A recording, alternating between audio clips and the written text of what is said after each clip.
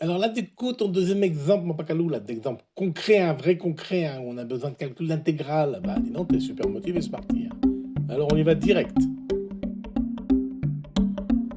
Alors, on voit qu'on dispose d'un réservoir cylindrique de rayon R et de hauteur H, grand H, rempli d'un liquide de masse volumique ρ. Quel liquide, mon pacalou? Bah, je sais pas, Smarty, disons du pétrole, ce que t'as envie.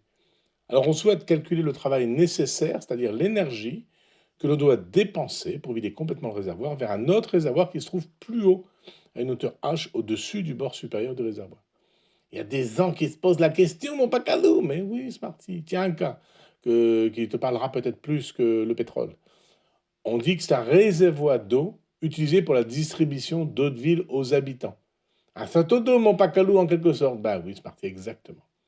C'est quoi un château d'eau? Eh bien, on charge depuis une citerne basse ou une rivière de l'eau vers le réservoir du château d'eau, en hauteur.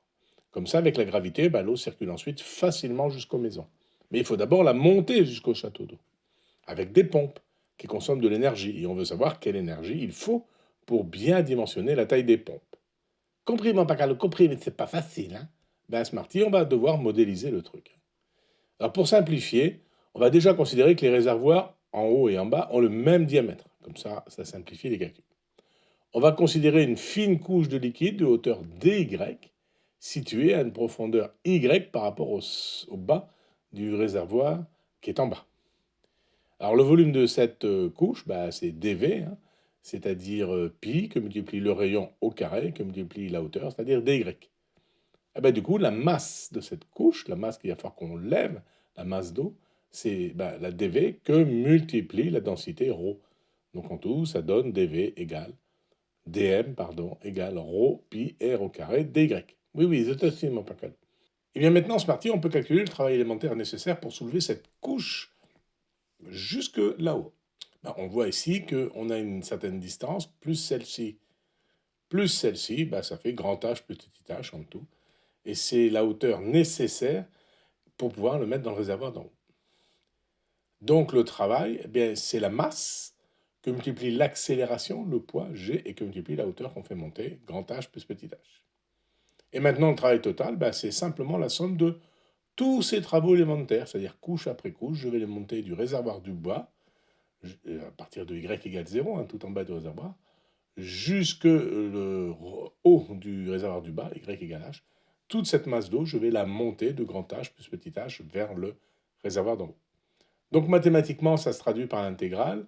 Intégrale de 0 à grand H de cette masse que je monte, ρ pi r au carré, g fois h plus h dy. Et bien ça, il n'y a pas de y dans la formule ici, donc ça devient facilement, comme primitive, ρ pi r au carré, grand H plus petit h fois y, et tout ça entre les bornes 0 et h. Donc entre la borne 0 et h, le y, ça donne grand H moins 0, c'est-à-dire grand H. Et à la fin, le travail nécessaire pour monter cette eau sera égal à pi ρ grand R au carré, grand H plus petit h, que multiplie grand H. Bah, c'était un peu dur ton exemple, mon pacalo, avec ton énergie potentielle pour la faire grimper, tout ça, tout ça. Oui, c'est vrai, Smarty. Hein. On a utilisé l'outil mathématique que tu connais avec une intégrale très simple, en fait. Hein. Mais il nous fallait en plus quelques règles physiques, étudiées généralement en terminale scientifique en France, première ou terminale. Donc c'est quand même un sujet un peu pointu. Bon, allez, c'est tout pour aujourd'hui. Rendez-vous pour le troisième et dernier exemple d'intégration dans la prochaine vignette pour continuer de vivre ensemble ces aventures mathématico-physico-golfiques. J'ai hâte, mon pacalo.